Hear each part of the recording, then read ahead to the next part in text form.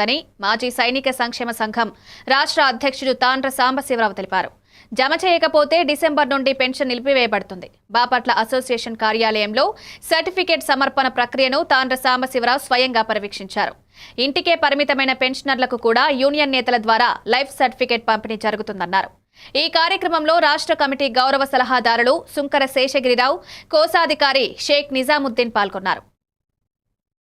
రాష్ట్ర కమిటీ తరఫున మరి ఒక ముఖ్యమైనటువంటి విషయాన్ని తెలియజేయడం కోసం మీ అందరూ ముందుకు రావడం జరుగుతుంది.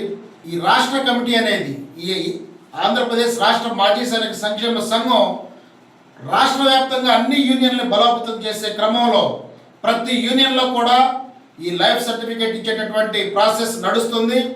అందరూ ఈ నవంబర్ నెలాఖరు 30 నవంబర్ నెలాఖరు లోపులో లైఫ్ సర్టిఫికేట్ జీవన ప్రమాణ పత్రాన్ని మరి మీ యొక్క బ్యాంకులలో లేదా ట్రెజరర్ ఆఫీసులో ఎక్కడైతే మీ pension disbursing office distributing office ఉంటుందో అక్కడ ఇవ్వాలని చెప్పి సకాలంలో పెన్షన్ పొందాలని చెప్పి మరొకసారి మీ అందరికి తెలియజేస్తూ సెలవు తీసుకుంటున్నాను. Thank you.